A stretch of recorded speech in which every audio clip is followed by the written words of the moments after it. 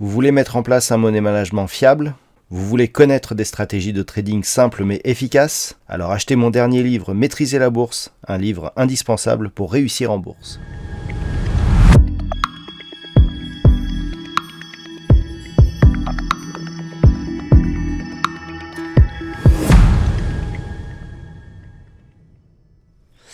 Bonjour à tous et bienvenue sur boursicoté.com pour cette nouvelle analyse technique du CAC 40 en clôture, donc pour clôturer cette semaine, ce mois et cette année 2021, et bien le CAC 40 clôture donc à des niveaux proches de son plus haut historique, un plus haut historique qui a été atteint ici le 29, donc c'était avant-hier, à 7201,65. Alors aujourd'hui, bon, la séance était très anecdotique, on a ouvert avec un petit gap baissier, petit gap qui a été comblé, très peu de mouvements, un petit peu comme le jour de Noël, avec une clôture donc en très légère baisse. Le CAC 40 clôture donc non loin de ses niveaux historiques à 7153,03. On perd ce soir 0,28% par rapport à la clôture de la séance précédente. Donc comme je l'indiquais, une séance anecdotique. On est resté ici entre deux niveaux que je vous avais indiqués, à savoir ici donc cette zone des 7182 points et ce niveau horizontal des 7140 points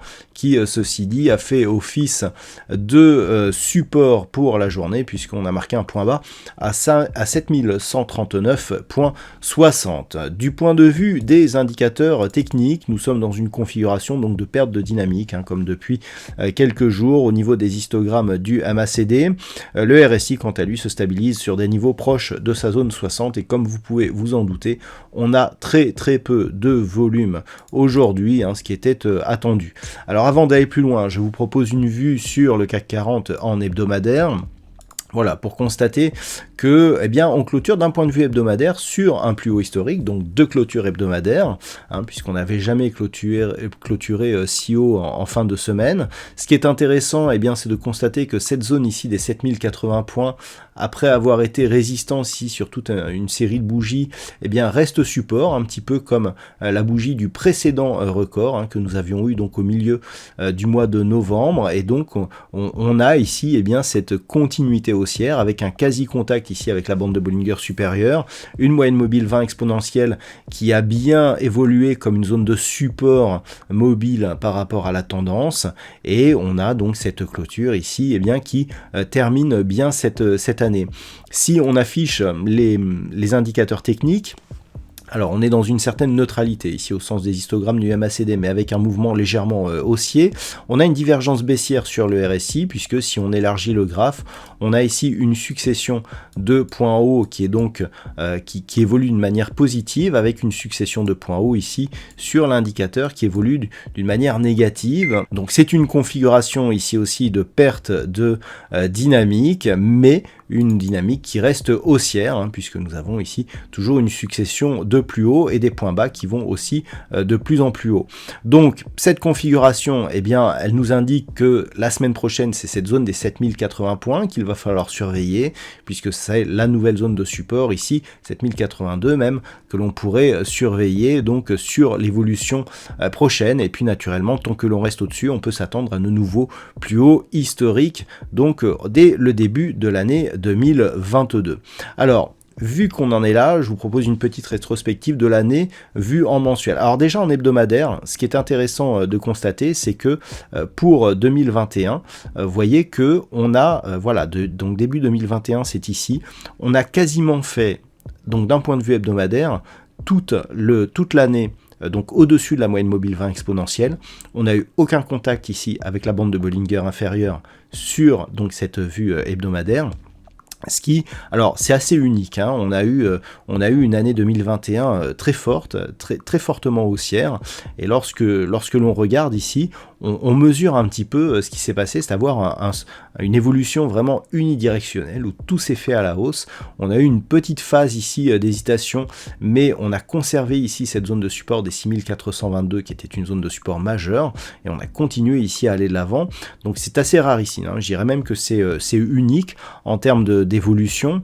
Lorsque l'on regarde ici et lorsque l'on mesure l'évolution, eh bien on est sur une évolution, voilà, si on se prend à la clôture de l'année 2020 et que l'on mesure par rapport justement à la clôture de l'année 2021, eh bien nous avons ici une évolution, alors j'ai dû me tromper un petit peu puisque l'évolution elle est de 28,85%.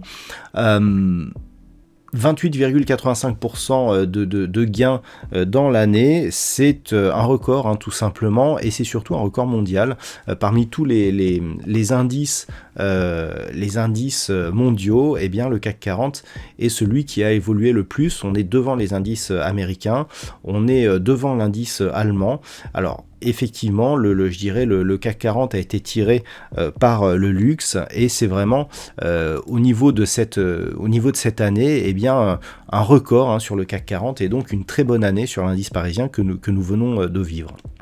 Si on regarde un petit peu d'un point de vue mensuel, je dirais que par rapport aux précédentes tendances que nous avions auparavant, on voit ici que cette année 2021 est très forte, hein, par rapport, regardez l'historique, alors bon, le CAC 40 est historiquement haussier, et par rapport, je dirais, au principal où on a vu ici 2012, 2013, 2014 qui était aussi fortement haussier, voilà, on est sur une dynamique encore plus forte, hein. Vous voyez que d'un point de vue mensuel, on n'a pas de retour ici sur la moyenne mobile 20 exponentielle, on reste ici sur une dynamique très forte, et donc haussière. Donc là aussi c'est assez unique, hein, dans l'histoire de l'indice.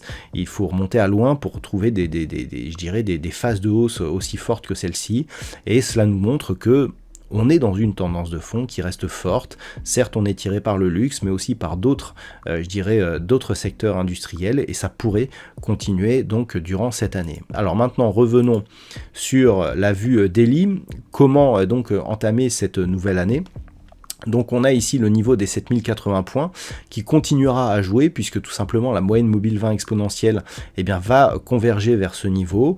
Donc par rapport au premier jour de l'année 2022, eh bien c'est ce niveau qui, en cas de consolidation, fera office de point de retournement, puisqu'en cas de franchissement, eh bien on aurait des signaux d'affaiblissement assez forts qui se mettraient en place, sachant que cette zone ici était aussi une zone de résistance ici sur ces précédentes phases, et que depuis qu'il a été franchi, suite à une ouverture ici sur un gap haussier, eh bien ce niveau doit se comporter désormais comme niveau de support. Donc moyenne mobile 20 exponentielle, et puis à la hausse, eh bien c'est cette zone ici des 7182 points qu'il va falloir surveiller, puisque c'est son franchissement pérenne, eh bien, qui validera la poursuite du mouvement haussier moyen long terme. Voilà donc ce que l'on peut dire sur cette configuration technique en cette fin d'année.